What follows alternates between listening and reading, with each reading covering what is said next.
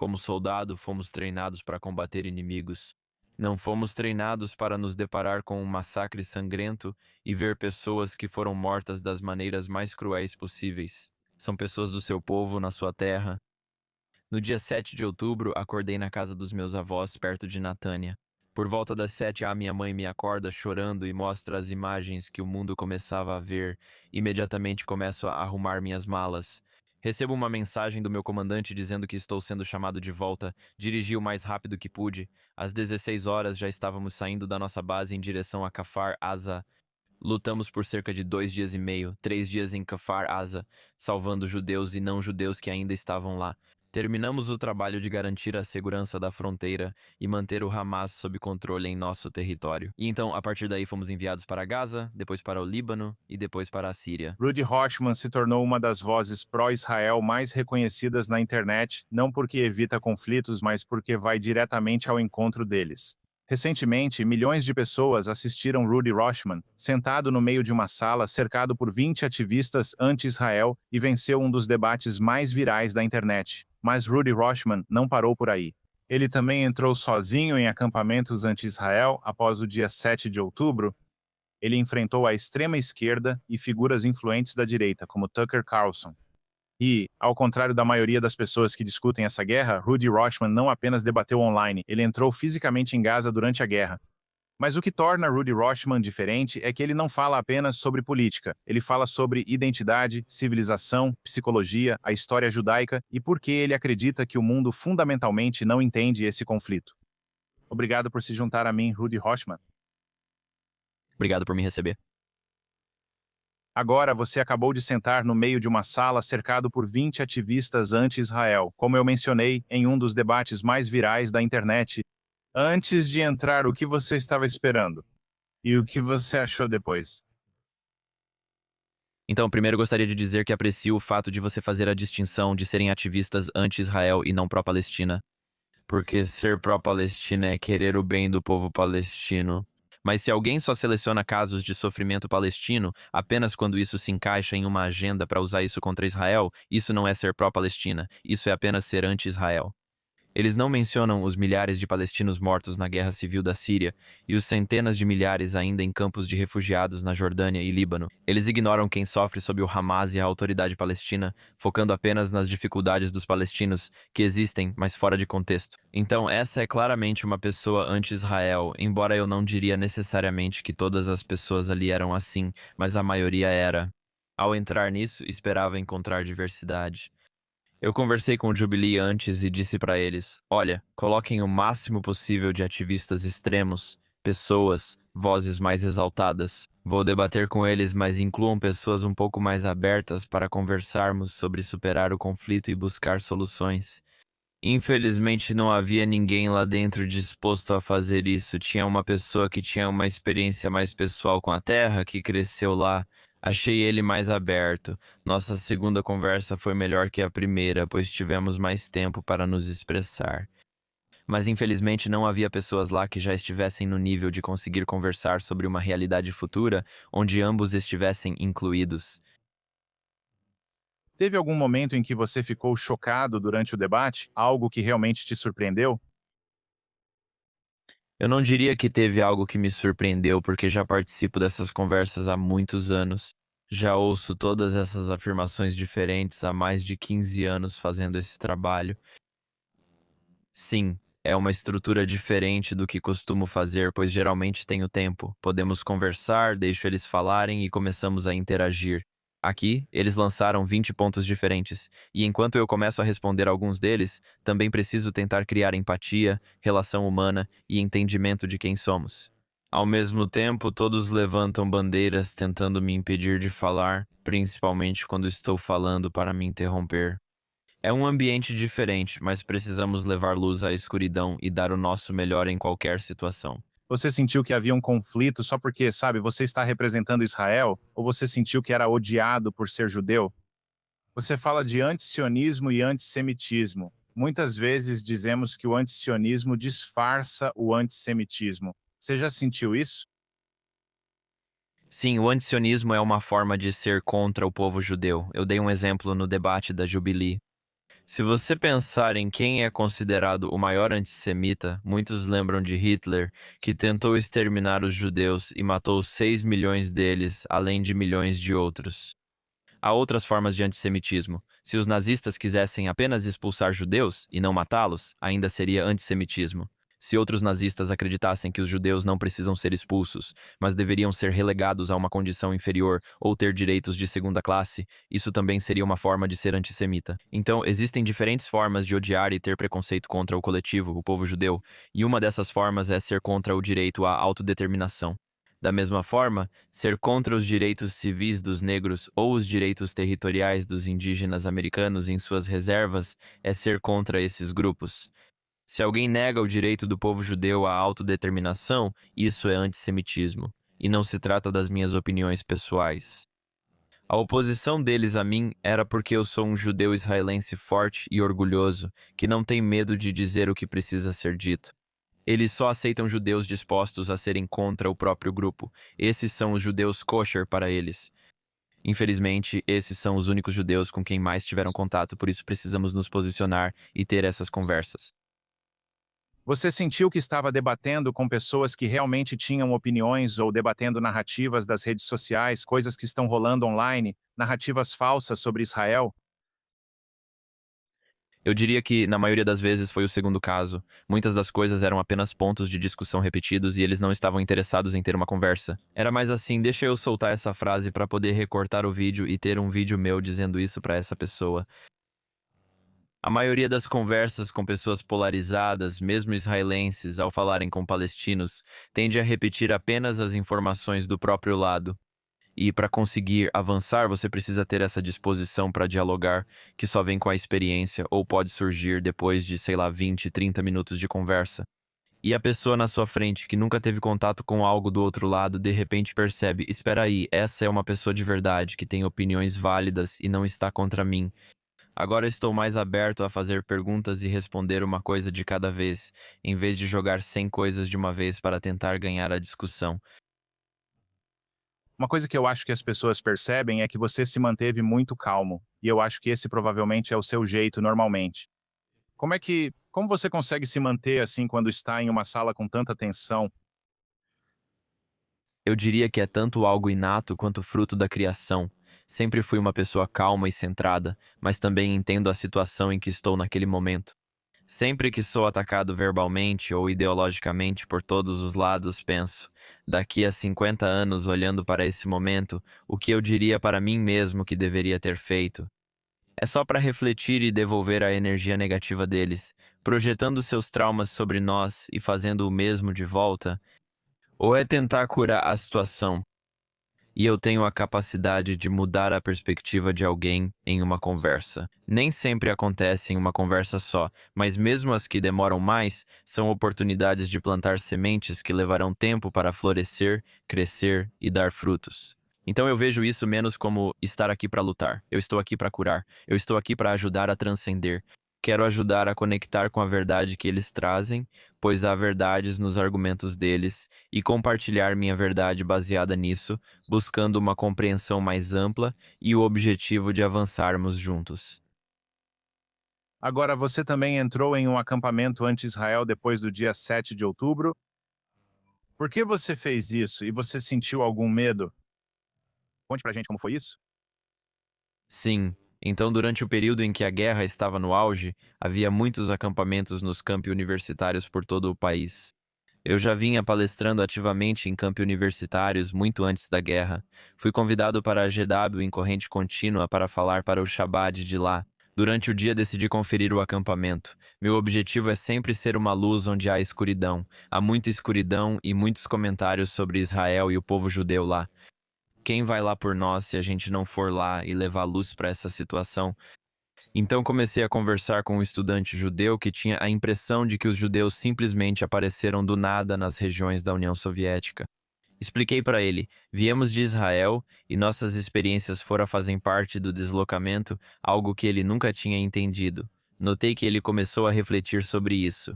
Foi então que um dos organizadores percebeu o que ocorria e chamou a multidão contra mim.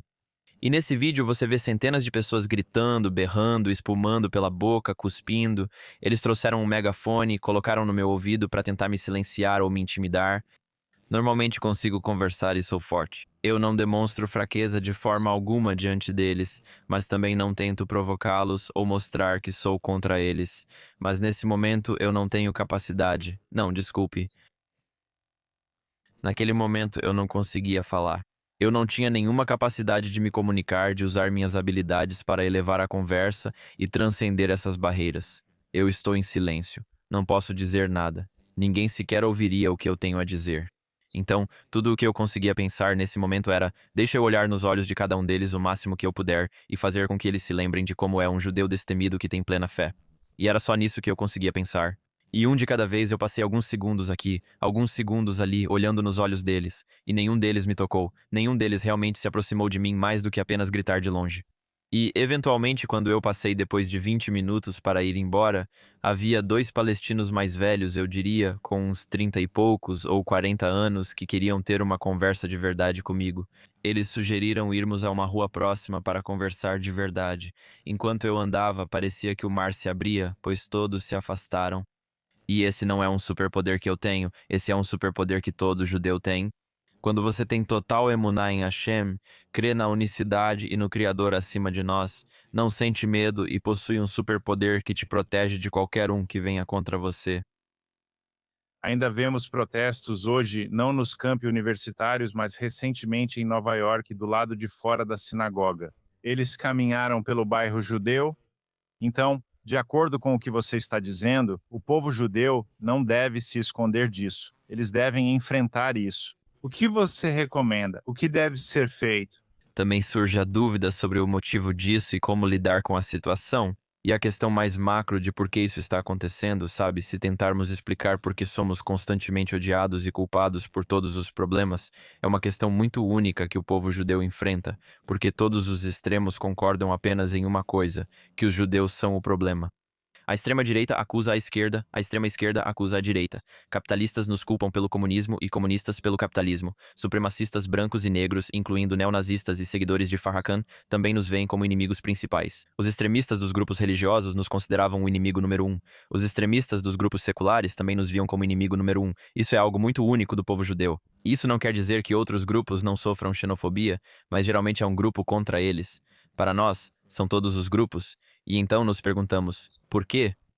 Sabe, e existem muitas desculpas que os judeus deram ao longo dos anos. Sucesso, inveja. Bem, também somos odiados quando não temos sucesso e somos muito pobres. Há muitos outros grupos no mundo, como Singapura, e os três grupos de imigrantes mais recentes e bem-sucedidos nos Israel, coreanos, indianos e nigerianos, que não enfrentam tanta perseguição. Só para dar ao seu público uma ideia geral, em Nova York somos 13% da população, e mais de 60% dos crimes de ódio totais são direcionados contra judeus. Isso não faz sentido ser só inveja, pois nenhum outro grupo de sucesso enfrenta números como os nossos. A outra desculpa que geralmente é dada é que nós nos separamos, temos nossos próprios centros comunitários, ou que temos algum tipo de lealdade dupla em relação ao coletivo do povo judeu ou ao Estado de Israel. Mas você vê outros grupos como Amish, armênios, muçulmanos que possuem escolas, centros comunitários e cemitérios próprios, eles também são separados. Em lugares como Miami, se a Copa do Mundo da FIFA ou as Olimpíadas ocorrem, todos torcem por Argentina, Brasil, Haiti, Jamaica ou qualquer país que não seja os Estados Unidos. Ninguém critica os Amish ou jamaicanos por valorizarem outro lugar ou por se manterem separados. Portanto, essas são apenas desculpas que usamos para justificar. Acho que a pergunta está errada. Não foi o que fizemos que causou o antissemitismo, mas o que deixamos de fazer. E para entender o que não fizemos, precisamos lembrar o que devemos fazer como povo, que é praticar Tikkun Olam e Or LaGoyim. Tikkun Olam significa curar o mundo. Onde houver ódio, inveja, materialismo, fome ou poluição, somos a nação que assumiu a responsabilidade de curar e elevar este mundo, algo que não é exclusivo, pois outra nação também pode escolher isso. Seria melhor se mais nações escolhessem isso, mas por enquanto foi nossa escolha. O segundo é ser Or LaGoyim, uma luz para as nações. Quando as pessoas vivem na escuridão, devemos ser a nação que acende a luz e lhes dá acesso à verdade para que alcancem seu potencial. Esses grupos extremistas geralmente são os que mais sofrem na sociedade e concluem que os judeus são responsáveis por isso. Acredito que, no fundo, eles reagem subconscientemente porque sabem que o povo judeu é responsável por curá-los e resolver seus problemas, ou impedir que ocorram. E, portanto, o antissemitismo é uma reação à nossa inação. E sim, precisamos combater o antissemitismo, porque se não o fizermos, nós morremos e eles ficarão ainda mais encorajados. Então, com certeza, devemos nos levantar e lutar contra isso. No entanto, combater o antissemitismo não é a solução para o antissemitismo. A solução para o antissemitismo é nos levantarmos, nos unirmos e fazermos o nosso trabalho. E o que vemos ao longo da história é que sempre que o povo judeu está unido, fortalecido, amando uns aos outros, cumprindo seu propósito sem se assimilar, milagres acontecem. Quando o povo judeu está dividido, brigando, assimilando-se ou praticando idolatria, o antissemitismo cresce.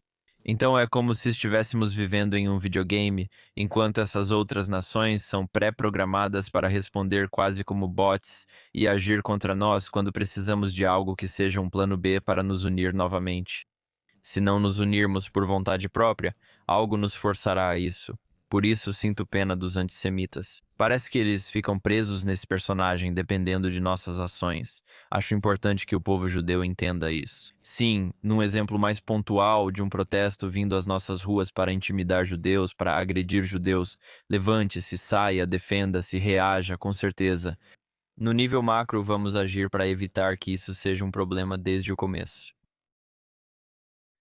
Ok. Você acha que hoje em dia a maioria das pessoas quer diálogo? Elas querem, sabe, elas querem debate ou, sabe, só querem meio que expor o lado delas e não ouvir nada do outro lado? Bem, as pessoas querem ter razão no fim das contas e nem sempre expressam opiniões pelo que acham certo, mas pelo que acreditam ser aceito. Isso ocorre na maioria das vezes, certo? Vamos supor que hoje a gente pode ir a um campus universitário e pode haver pessoas que são racistas ou sexistas, mas elas provavelmente não vão expor essas opiniões por causa das consequências do que aconteceria na sociedade. Assim como há liberdade de expressão, também há liberdade de reação, e a sociedade passou a reagir negativamente ao racismo e ao sexismo com razão. Então eu acho que a maioria das pessoas hoje que se posiciona contra Israel faz isso realmente por falta de compreensão da situação geopolítica, sem entender quem são os palestinos, quem são os israelenses, como é a situação e nem como podemos superar isso. Mas também sentindo essa justificativa para se posicionar contra Israel como se isso fosse me dar uma boa reputação, isso vai me tornar um herói entre meus colegas. E ser contra os judeus e o Estado de Israel vai me elevar? Acredito que, consciente ou não, isso influencia muito, por isso costumo perguntar às pessoas: vocês são palestinos ou apenas se importam com esse conflito? Para mim, a diferença está entre jogador e torcedor. Se você não é palestino nem israelense, é apenas um torcedor, alguém de fora que pode se importar. Torcedores se importam, mas não são o time. Quando se trata de israelenses e palestinos, somos quem está lá. Por isso é nossa responsabilidade transcender. Notei que muitos palestinos estão abertos a conversas difíceis para avançar, pois têm interesse direto nisso. Enquanto outros que são apenas torcedores, e isso existe dos dois lados, pessoas pró-Israel, pessoas pró-Palestina, o objetivo deles realmente é só tomar uma posição contra o outro lado. E essa polarização vai além do conflito israelo-palestino, sabe? Você tem a extrema-direita que neste momento nem se importa mais com questões da direita, eles só querem ser contra a esquerda. A extrema-esquerda não se importa mais com pautas da esquerda, só quer se opor à direita. Isso também ocorre na política israelense entre direita e esquerda, religiosos e seculares. Estamos vivendo em um mundo que nos forçou a enxergar o outro lado, tanto como inimigo que acabamos esquecendo completamente quais eram os nossos próprios lados. E eu acho que a verdadeira maneira de transcender isso é identificar as verdades que existem em ambos os lados e juntar essas coisas para que possamos sair dessas caixas falsas que foram impostas a nós. O que passou pela sua cabeça, sabe, em 8 de outubro, quando você viu pessoas romantizando o Hamas, glorificando o 7 de outubro, mesmo antes de Israel responder, as pessoas já estavam felizes com o que aconteceu. Isso te surpreendeu de alguma forma? Como você se sentiu? Ah, eu só vi essas coisas, acho que por volta de 9 ou 10 de outubro, porque do dia 7 até a noite do dia 9 de outubro eu estava em Kfar Aza lutando contra o Hamas. Então eu não estava no meu celular vendo como o mundo estava reagindo, mas com certeza vi depois. Isso não me surpreendeu. O que me surpreendeu foi ter demorado mais do que imaginei para o mundo se voltar contra o povo judeu. E vemos essa equação acontecendo ao longo do tempo. Sempre que os judeus estão divididos, como estamos extremamente divididos agora, e estávamos ainda mais antes de 7 de outubro, com a reforma judicial, a polarização entre direita e esquerda, religiosos e seculares. No Yom Kippur, dia mais sagrado dos judeus, em Tel Aviv, judeus brigaram fisicamente entre si. Além disso, há uma assimilação extrema, onde, nos Estados Unidos, você tem 5,4 milhões de judeus, a maior população de judeus fora de Israel, e você tem taxas de assimilação entre 60% e 80%, dependendo dos estudos e das pesquisas que você analisa. E em outros lugares, como o Brasil e a Argentina, é ainda maior. Então, assimilação extrema, conflito interno extremo, essa é a fórmula para o antissemitismo crescer. Não me surpreendi ao ver o mundo se voltar contra nós. E da mesma forma que eles estão se voltando contra nós de uma maneira, sabe, sobrenatural, metafísica, que é inexplicável, o mundo vai mudar a nosso favor no momento em que conectarmos as variáveis opostas, que é a unidade entre as pessoas, e cumprirmos nosso objetivo de nossa verdadeira missão. Eu não sabia que você estava em Kifarasa no dia 7 de outubro, sabe? E nos dias seguintes. Você pode nos contar como foi, como era, o que você viu, como você se sentiu? Claro, foi uma experiência muito difícil, obviamente. Sabe, como soldado, fomos treinados para combater inimigos. Mas não fomos treinados para entrar em um massacre sangrento e ver pessoas que foram mortas das maneiras mais cruéis possíveis. É o seu próprio povo na sua própria terra. Nenhum de nós estava psicologicamente preparado para essa situação, mas estávamos fisicamente prontos para o combate. No dia 7 de outubro, acordei na casa dos meus avós, perto de Netânia. Nós estávamos nos preparando para rezar na sinagoga. Meu primo ia se casar naquela semana, então meu avô patrocinou o Kiddush na sinagoga. Era Simchat Torah, era Sukkot, era Shabat, tudo ao mesmo tempo. E por volta das 7 da manhã, minha mãe me acorda com lágrimas nos olhos, mostrando as imagens que o mundo estava começando a ver. Começo a arrumar minhas malas e recebo mensagem do comandante me convocando de volta. Dirigi o mais rápido que pude até meu apartamento em Jerusalém, arrumei minhas coisas do exército, me apresentei na base e às 4 da tarde já estávamos indo de carro da nossa base em direção a Kfar Aza. Nós não sabíamos para onde estávamos indo e não fazíamos ideia do que iríamos encontrar. Tínhamos visto alguns vídeos, mas não sabíamos a gravidade da situação naquele momento. Ao passarmos por um posto policial foi quando começamos a ver. Sabe, não preciso ser explícito, mas muitas pessoas foram mortas das piores formas. E nós ficamos lá lutando por cerca de 2 dias e meio, 3 dias em Kfar Aza, salvando também os judeus que ainda estavam lá e também não judeus. Havia alguns trabalhadores das Filipinas e do Nepal, outros que também estavam lá. E Baruch Hashem, conseguimos concluir o trabalho de proteger a fronteira e manter o Hamas sob controle em nossa terra. E então, a partir daí, fomos enviados para Gaza, depois para o Líbano e depois para a Síria. Então já faz alguns anos que tenho alternado períodos de combate real e também do combate ideológico. Uau! Então você já debateu com ativistas, como mencionamos, você entrou em protestos hostis, como mencionou, e depois serviu de fato em Gaza. Qual desconexão entre o mundo online e a realidade mais te choca? A primeira coisa que penso quando você diz isso é na desconexão mútua e na falta de compreensão de que não há futuro sem o outro. Ou seja, não existe uma realidade em que todos os palestinos ou todos os israelenses simplesmente desapareçam.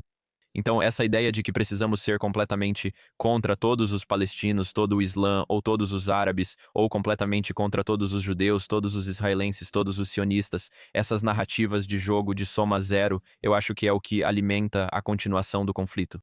Porque eu sempre digo para as pessoas quais são as opções que temos diante de nós. Uma população vai exterminar a outra. Obviamente, isso não vai acontecer.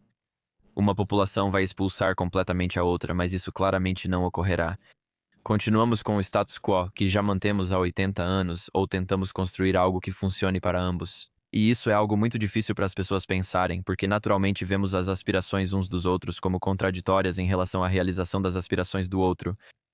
E se você olhar para o que os palestinos exigem, é liberdade do rio ao mar, ou seja, igualdade enquanto vivem nesta terra ou em qualquer estado, qualquer estrutura que exista, eles devem ter igualdade nessa terra. E o direito de retorno não quer dizer que todos os palestinos voltariam, mas que todos deveriam ter esse direito, certo? Os judeus têm direito de retorno, mas nem todos aproveitam isso. Mas se dissesse aos 5,4 milhões de judeus nos Estados Unidos que não poderiam voltar amanhã, mesmo sem intenção de retornar, todos se incomodariam. Então, o que causa um problema com os nossos pontos inegociáveis, que são o controle total, econômico, político, cultural e militar sobre a terra, Jerusalém é nossa capital e a construção do terceiro templo, esses são inegociáveis do nosso lado. Existe um conflito onde estamos atualmente, que é o fato de que o direito de retorno faria com que não houvesse mais uma maioria judaica, ou que essa maioria judaica seria pequena demais para realmente manter um Estado judeu. E o outro problema, além da demografia, é também a cultura, pois você estaria trazendo muitas pessoas que, muitas delas, não todas, mas muitas, alguns até diriam a maioria, não aceitam a existência de Israel desde o início e são até anti-Israel. Se estamos no ponto A e queremos chegar ao G, não podemos pular direto. Precisamos passar por B, C, D, E, F. Para resolver o problema demográfico, acho que deveríamos fazer o que já deveríamos ter feito há muito tempo, independentemente desse problema: trazer de volta as tribos de Israel.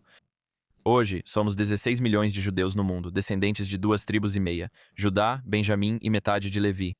Seríamos muito mais se 6 milhões não tivessem morrido no Holocausto e 1 milhão não tivesse sido morto ou forçado a se converter na Inquisição. Seríamos muito mais se não estivéssemos nos assimilando em um ritmo tão acelerado como estamos hoje. Mas hoje somos 16 milhões, mas há 9,5 tribos que ainda não voltaram para o povo judeu, cujos descendentes hoje somam cerca de 500 milhões. A maioria deles se converteu ao cristianismo e ao Islã. Então, desses 500 milhões de pessoas de descendência biológica, cerca de 20% ainda se identificam como parte da família de Israel. Aproximadamente metade deles deseja fazer aliyá, ou seja, 100 milhões adicionais de israelitas que se identificam com Israel, sejam religiosos ou não, como nossa família. Cerca de metade, entre 20 e 50 milhões, quer fazer aliyá e mudar-se para Israel. E se facilitássemos o retorno dos nossos irmãos e irmãs, porque eles são nossos irmãos e irmãs, isso acabaria resolvendo a questão demográfica de não haver judeus suficientes para manter um Estado judeu e uma democracia ao mesmo tempo. Embora eu não goste do sistema democrático, especialmente o modelo parlamentarista britânico que prioriza objetivos imediatos em vez de uma visão de longo prazo e a divisão em vez da unidade, acredito que precisamos criar um sistema completamente novo. Mas eu acredito em uma forma de república onde as pessoas tenham o direito de votar em seus líderes e nas diferentes políticas que são implementadas. E para manter uma república, é preciso manter uma maioria judaica na população, o que pode ser feito se fizermos as coisas certas para trazer de volta as tribos de Israel, e isso resolveria esse problema. Isso não resolve o problema cultural, pois mesmo com maioria, ainda há muitos que te odeiam. E para nos libertarmos da situação atual em que estamos, precisamos olhar para outros conflitos ao longo da história. Chineses e japoneses se odiaram por séculos, assim como britânicos e vikings, alemães e franceses. Após matar 6 milhões de judeus, 10 anos depois, a mesma civilização apoia o Estado de Israel. Então, se você muda a base da experiência que diferentes populações vivenciam, pode mudar a forma como a cultura vê a outra população. Então, neste momento, os palestinos estão sendo informados de que a razão do sofrimento deles é porque Israel existe. E a forma de acabar com esse sofrimento e realizar seus desejos é destruir Israel, pois, segundo eles, a existência de Israel causa isso. Então, eles serem anti-Israel ou anti-judeus é um meio para alcançar o que desejam. Agora, se Israel agisse mais como o rei Davi na terra e não como o rei Saul, ou seja, não um rei fraco diante dos inimigos e indiferente às minorias, mas alguém forte em ambos os aspectos, eliminando todos os inimigos de Israel como Hamas, Hezbollah e Houthis. Nenhum membro desses grupos deveria permanecer. Mas com a mesma força extrema, você tem uma compaixão extrema em mudar a relação que a população tem com os estados, com o país, com o poder que existe. Onde o país garante a liberdade de expressão, os palestinos não a têm. Se eles dizem algo que de alguma forma fala sobre um futuro onde israelenses e judeus e palestinos e muçulmanos possam viver juntos, isso se traduz em serem torturados ou desaparecerem deste mundo para sempre. Não há liberdade de expressão que Israel deveria garantir a todos. Não há investimentos em infraestrutura, em recursos, em usinas de reciclagem, em tecnologia de dessalinização de água, em educação. Se Israel assumisse mais responsabilidade em oferecer o máximo para melhorar a vida dessas pessoas, o relacionamento delas seria diferente. Você não pode me manipular dizendo que Israel é a fonte dos meus problemas, quando na verdade está cuidando de mim como de todos. e ao mesmo tempo criando liberdade de expressão, o que permitiria que outras vozes pudessem existir além das vozes de ódio, apenas as vozes de ódio, e também sendo extremamente firme contra essas vozes de ódio, deixando claro que isso não será tolerado. Se você for para Dubai, antigamente quem roubava tinha a mão decepada. Em Singapura, portar drogas pode levar à pena de morte. Não digo que devamos ser tão extremos, mas ninguém rouba em Dubai, nem leva drogas para Singapura. Devem existir consequências para o terrorismo, o que ainda falta. Precisamos ser mais firmes, mas também mais compassivos e dispostos a superar a situação. E infelizmente, na situação atual com Israel, não estamos fazendo nenhum dos dois. Como mencionamos, você presenciou essa guerra, viu os corpos e as consequências do 7 de outubro, mas ainda demonstra muita empatia e compaixão. Como consegue manter isso? Quando outros poderiam ser rancorosos, ficar com raiva ou querer vingança, parece que você escolheu a empatia. Você escolheu a compaixão? Você pode explicar isso para mim? Claro, antes de tudo, entendo qual é o papel do nosso povo. Se devemos curar o mundo e capacitar outras nações que vivem na escuridão, por que não fazer isso também com nossos primos e nossa terra natal? E a conclusão a que alguém chega de que eu sou a fonte do problema é, primeiro, uma reação metafísica ao fato de não sermos a solução. E segundo, vem de uma falta de verdade. A pessoa que está crescendo em Gaza, que é criada desde criança acreditando que o motivo pelo qual sofre, o motivo pelo qual membros da família morreram, o motivo pelo qual não pode viajar, o motivo de todas essas coisas acontecerem é porque Israel existe. Eu entendo que a falta de verdade, a falta de informação, fez com que eles estejam em uma situação onde vivem em tanta escuridão que nem conseguem enxergar. Se somos o povo da luz que deve iluminar as nações, precisamos reagir e combater Hamas e Hezbollah, como faço pessoalmente. Mas, ao mesmo tempo, precisamos fazer o que for necessário para tirar todos nós dessa situação. Porque o verdadeiro objetivo e a verdadeira missão de Israel é fazer com que a humanidade transcenda todas essas coisas que nos limitam, que nos fazem lutar uns contra os outros e não estarmos em sintonia. Precisamos aceitar que todos estamos sob um só. Se uma pessoa sofre, todos nós sofremos, e estamos tão desconectados desse entendimento. Pensamos em nós mesmos só como grupos, e assim não vemos o quadro completo. Um corpo tem muitos órgãos que precisam ser diferentes. O cérebro não pode fingir ser o intestino não pode fingir ser o cérebro, a pele não pode fingir ser outra coisa, mas juntos todos fazem parte de um só corpo. Se esquecessem que são um só, acabariam se destruindo. Devemos ser diferentes, mas ainda assim pertencemos a um só grupo.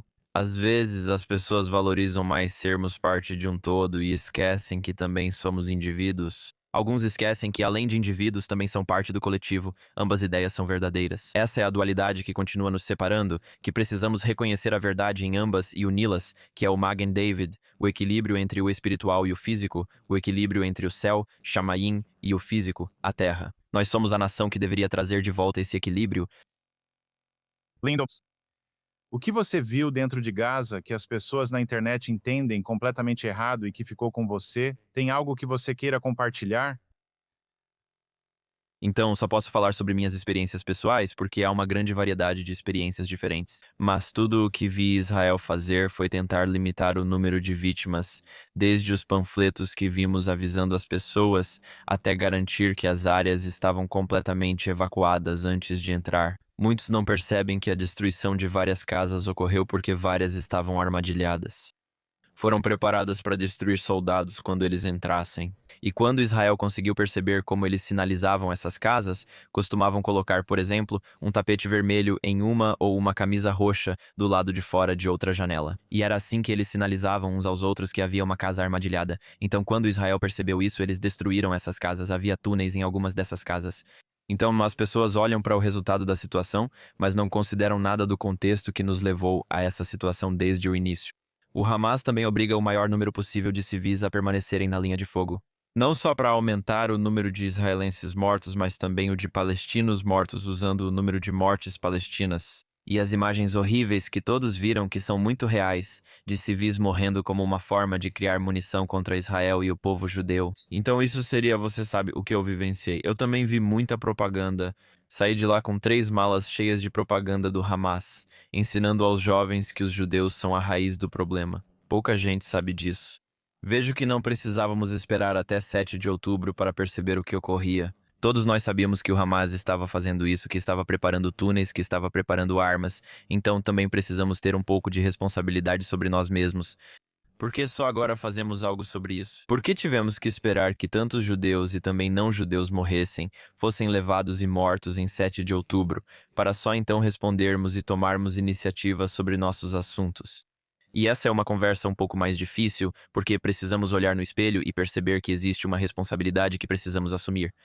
Além disso, em relação à forma como lidou com a situação, eu tenho minhas próprias críticas sobre coisas que poderiam ter sido feitas melhor, mas é muito mais fácil julgar depois que tudo aconteceu do que enquanto você está vivendo aquilo. Então muita gente pensa, bem, Israel não precisava fazer X, Y, Z, e eu sempre pergunto para quem diz isso, bem, o que você teria feito no lugar deles? Considerando que, claro, você está dizendo isso depois dos acontecimentos, mas o que você teria feito no lugar deles? E geralmente não há uma resposta de verdade. Então, se você tem uma crítica, seja muito específico sobre qual é essa crítica, porque a sua crítica provavelmente é uma parte válida da conversa.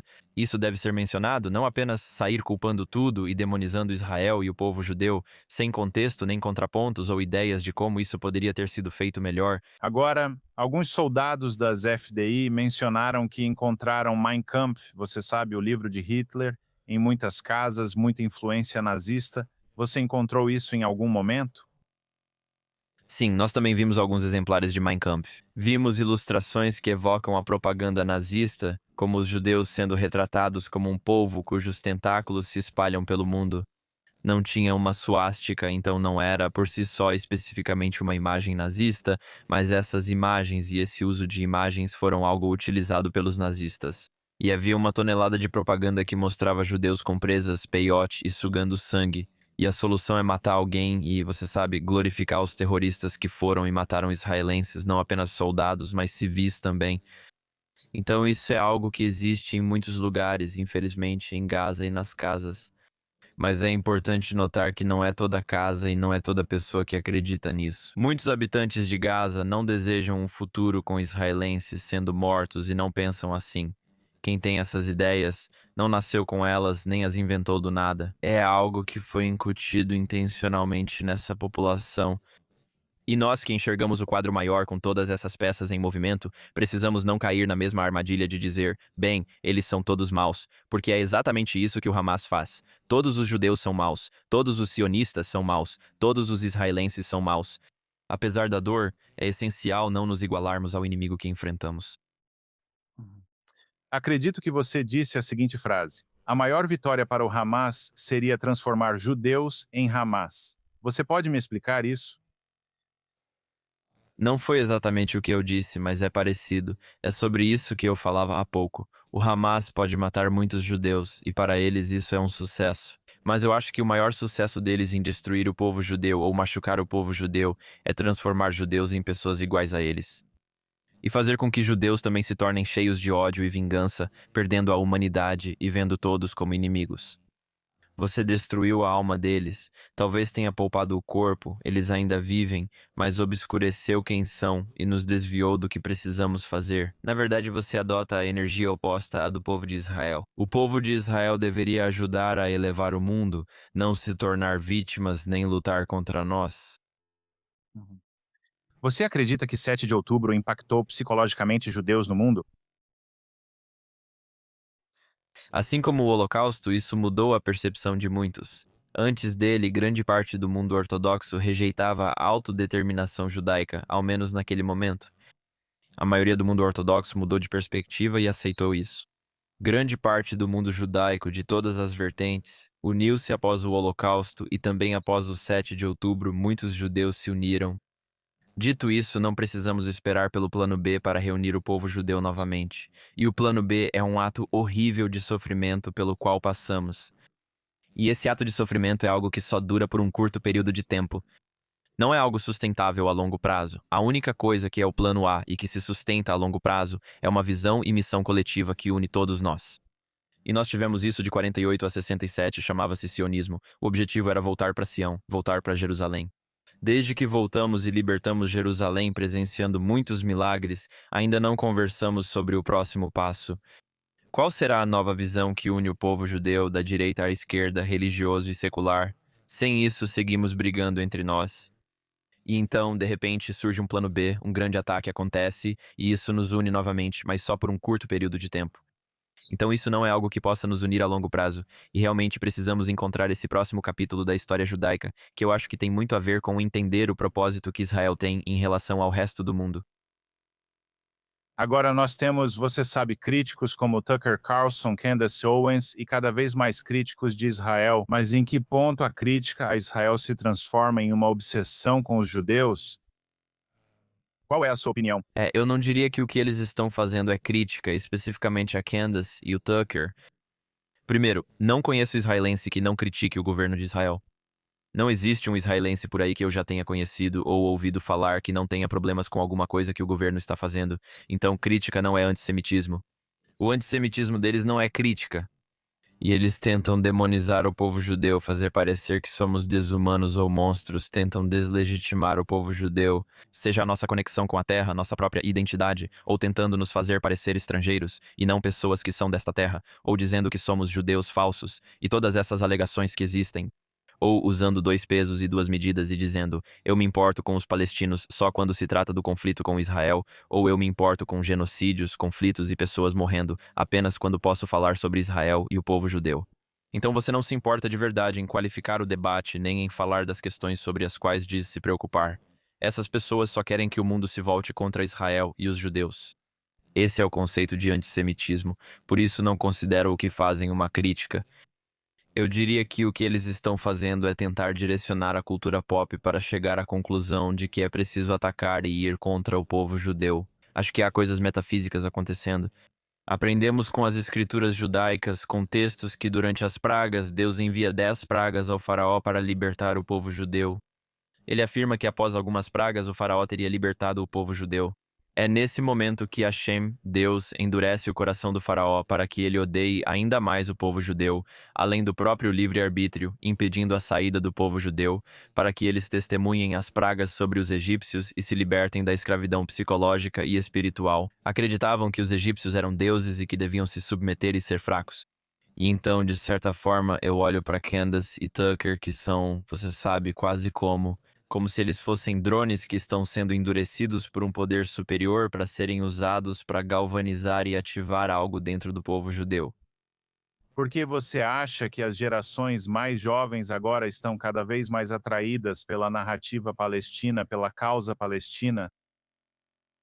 Por que você acha que a narrativa anti-Israel prevalece no TikTok, Instagram e redes sociais? Acredito que isso mostra como o mundo, apesar das diferenças, sempre culpa os judeus e Israel pelos problemas. E se olharmos para esse movimento pró-Palestina que existe na cultura pop hoje, não é um movimento que se importa com os palestinos fora do contexto de Israel, portanto não é um movimento pró-Palestina, mas sim, na maioria das vezes, anti-Israel. Por que isso é tão popular? Em vários países, independentemente da situação econômica dos judeus, seja em alta ou baixa, sempre somos vistos como a fonte do problema. Isso ocorre não porque criamos o problema, mas porque deveríamos ser a solução. E eles não nos odeiam porque querem ser como nós. Eles nos odeiam porque nós não somos nós mesmos. Esse é o problema. Muitas pessoas podem dizer que, sabe, Israel não faz um bom trabalho de relações públicas, que precisa fazer um trabalho melhor. Mas pelo que você está dizendo, parece que a solução é mais espiritual e não tem a ver com relações públicas.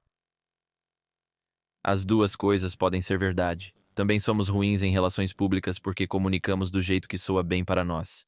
Por exemplo, nos últimos 15 a 20 anos, a maioria dos grupos israelenses ou judaicos nos campi realizava eventos apenas em espaços seguros para judeus, como Hillels e Shabbats. Falávamos sobre temas superficiais que fazem judeus ocidentalizados sentirem orgulho de Israel, como o fato de termos criado o tomate cereja, o soro de leite e a irrigação por gotejamento. Nós somos a única democracia no Oriente Médio. Nós somos o único país judeu no mundo. Bem, sim, o Japão é o único país japonês no mundo. Então qual é o sentido? Estamos dizendo coisas que nos agradam, mas não entendemos a questão principal. Quem são os judeus e por que Israel precisa existir? E nós nunca participamos dessa conversa em nível nacional ou internacional, só em nível interno, e não estamos formando coalizões. Certamente há muito trabalho de relações públicas que poderíamos fazer, porém, os problemas que enfrentamos não se devem apenas à nossa má atuação em relações públicas, embora isso também seja verdade. É porque é uma reação à nossa inação, que sim, é uma equação espiritual que está acontecendo, mas exige um trabalho muito prático e real, do mundo real, que precisamos fazer para sair dessa situação. Você costuma dizer que o judaísmo não é apenas uma religião, mas uma civilização. Por que essa distinção é tão importante? Na verdade, eu diria que não é uma religião. Muitos judeus podem se incomodar ao ouvir isso, pois sempre fomos ensinados que o judaísmo é nossa religião. Mas também precisamos entender o que queremos dizer com isso. Se essa é a nossa identidade, nossa cultura, nossa espiritualidade, nossa língua, nossa Torá, nosso propósito, nossas experiências, tudo combinado em uma coisa só, e estamos usando a palavra religião para tentar englobar tudo isso. Religião não é uma palavra judaica, mas inglesa definida como sistema de crenças em Deus, divindade, livro ou profeta. Pela definição, quem não crê em Deus, divindade, livro ou profeta, não pertence a essa religião. Mas você e eu sabemos que, mesmo sem acreditar na Torá e em Hashem, embora isso seja parte fundamental de quem somos, um judeu continua sendo judeu. Se você não acredita em Deus, divindade, livro ou profeta, não pertence à religião. Cristão que rejeita Jesus não é cristão. Muçulmano que rejeita Maomé não é muçulmano. Um budista que rejeita as ideias de Buda não é budista. É necessário compartilhar dessas crenças para pertencer. Não se trata de um povo, mas de uma ideologia que ultrapassa fronteiras e nações, certo? Você pode ter um cristão nigeriano, um cristão argentino e um cristão chinês. Eles não são os mesmos povos. Eles integram esse coletivo porque, naquele momento, compartilham a mesma ideologia. A palavra religião define esse conceito. Esse conceito não define quem são os judeus. E nós temos espiritualidade, claro, mas o mesmo se aplica aos povos indígenas do mundo, dos astecas e maias aos aborígenes maores, nativos americanos e indígenas canadenses. Eles têm crenças espirituais profundas, mas ninguém chama a cultura deles de religião. Então, de onde vem isso? Na era napoleônica, os judeus finalmente passariam a ter direitos iguais. E Napoleão fez uma pergunta muito interessante. Ele perguntou: Vocês são judeus franceses ou são judeus vivendo na França? Ele perguntou: Vocês são outra nação vivendo aqui ou fazem parte da nossa nação com a religião em segundo plano? Não julgo, mas os judeus responderam errado para ele. Dissemos ser judeus franceses e que o judaísmo é nossa religião. E compreensivelmente, eles disseram isso para obter direitos iguais, que só existiram por um curto período de tempo antes de serem rapidamente retirados. Mas isso está errado. Nós não somos franceses que têm uma religião judaica. Nós não somos americanos que têm uma religião judaica. Nós não somos marroquinos, iemenitas, russos, poloneses ou alemães com uma religião judaica. Nós somos israelitas que estão temporariamente deslocados da nossa terra natal. Agora, enquanto vivemos nessas outras sociedades, faz parte da nossa cultura contribuir para essas sociedades, respeitar a lei e a ordem, ajudar os países em que vivemos. Definitivamente não para sermos contra eles, mas precisamos ser honestos ao dizer que somos uma civilização antiga, e ser judeu, israelita ou hebreu são todos sinônimos que se referem à mesma civilização. Temos apenas uma lealdade e um lar, Israel. Isso não significa que sejamos contra ninguém, mas devemos ser honestos sobre nossa identidade. Eu vi uma história que alguns anos atrás você foi, acho, preso na África, certo? Você poderia me contar essa história e o que aconteceu lá? Nos últimos anos, trabalhamos no projeto We Were Never Lost, uma série documental que resgata as histórias dos dispersos de Israel, as tribos perdidas, trazendo-as de volta à consciência atual, para preencher essas lacunas e reunir novamente a grande família de Israel. Quando visitamos a Nigéria, um dos países mais perigosos da nossa lista, o governo local era muito hostil às comunidades judaicas, chegando a culpá-las por situações parecidas com as que enfrentamos. Vocês controlam a mídia, vocês comandam todos os negócios, vocês são os advogados e os médicos e vocês possuem os imóveis. O povo judeu enfrenta sempre as mesmas situações em qualquer lugar. E como viemos filmar um documentário sobre uma população que o governo da época considerava uma espécie de inimigo, acabamos sofrendo as consequências de sermos tratados da mesma forma que muitos deles são tratados lá. Fomos sequestrados. Nunca houve nenhum processo formal, nunca houve nenhuma prisão, não havia nada pelo qual fôssemos culpados. Fomos sequestrados sob a mira de armas por 15 homens mascarados que nos prenderam em uma cela por 3 semanas. A primeira semana sem comida. As 2 semanas seguintes, depois daquela primeira semana, com apenas uma refeição por dia e em condições muito nojentas, sabe, cheio de fezes de rato e urina humana no chão e, sabe, vivendo na imundície. E então, nas últimas 2 semanas, estávamos com 2 terroristas do Boko Haram, que é o ISIS da Nigéria, na cela com eles. Então, definitivamente foi um período muito difícil. Mas houve milagres sem parar que aconteceram conosco o tempo todo. Nós sabíamos que eventualmente sairíamos dali. Nós acreditávamos. Felizmente conseguimos. Depois, retornamos à Nigéria para finalizar as filmagens após a mudança de governo. Então, isso não é para dar uma impressão da Nigéria como um todo, ou de todos os nigerianos, ou de todos os governos em todos os momentos.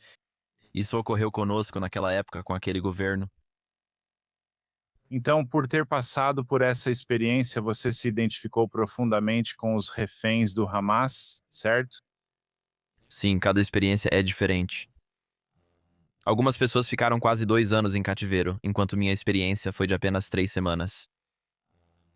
Então não é de forma alguma para comparar ou dizer que passamos por situações idênticas, mas sim, eu entendo como é ter sua liberdade tirada de você, não poder fazer nada do que você quer e não saber quando vai sair. Acho que isso é o mais difícil. Se você sabe que em uma semana vai acabar, dá pra aguentar, mas não sei se o mundo faz algo pra tirar a gente ou sequer sabe. Não sei quando vou sair, se em semanas, meses ou anos. Sabe, esse eu acho o mais difícil. O que te dá esperança agora para o povo judeu, para a terra de Israel? Em que você tem esperança? Tenho esperança de que possamos ativar nosso potencial. Acredito que a Torá traz equações claras que explicam como fazer isso. Está escrito no Tanakh que, nos tempos do Mashiach, as tribos de Israel se reúnem dos 4 cantos da terra. E isso é uma equação inversa. A resposta é Mashiach, essa realidade onde a humanidade transcende. Você deve trazer de volta as tribos de Israel. Então traga de volta as tribos de Israel e você pode chegar lá, o que faz sentido, porque se eu pegasse um vaso de vidro e o deixasse cair no chão e ele se quebrasse em muitos pedaços e eu quisesse juntá-lo novamente para ser um recipiente que possa segurar água de novo, eu teria que trazer de volta todos os pedaços. Se até mesmo um pedaço estiver faltando, a água vai vazar. A maioria dos pedaços ainda nem retornou para podermos criar a estrutura. Trouxemos judeus Ashkenazi, Fardi, Sefardita, Mizrahi, Rapat Etíope, alguns Bnei Menashe e Bukharianos, mas a maioria dos israelitas ainda está ausente. Então, o que me anima é esse próximo capítulo da história judaica, que nós somos a última geração que nasceu sem saber quem são, e estamos começando o processo de trazer de volta todas as partes de Israel para que possamos ser o vaso completo que precisamos ser. E por isso estou muito esperançoso e animado para que Hashem ative esse próximo capítulo o mais rápido possível. E claro, é uma via de mão dupla. Nós precisamos fazer, Hashem precisa fazer. Somos nós dois juntos. Agora é nossa responsabilidade dar um passo à frente e fazer isso. Rudy Hochman, muito obrigado pelo seu tempo. Muito obrigado por tudo o que você faz pelo povo judeu, pelo país de Israel. Como as pessoas podem te encontrar, te seguir e saber mais sobre você e os projetos que você está realizando? Bem, o mais importante, eu acho, para o povo judeu é que precisamos seguir Hashem. Para os ouvintes não judeus, existem só as 7 leis de Noé para a humanidade seguir. Se as pessoas quiserem encontrar minhas páginas específicas nas redes sociais ou onde faço vídeos em qualquer plataforma de mídia social, do Instagram, Facebook, YouTube, X, é só procurar pelo meu nome, Rudy Rockman, ou no Instagram, é Rudy Israel. Israel é meu nome hebraico. Se você buscar isso no Google, encontrará. Crio conteúdo para empoderar pessoas e elevar o discurso público, buscando a transcendência. Muito obrigado novamente. Desejo o melhor para você. Muito obrigado por me receber.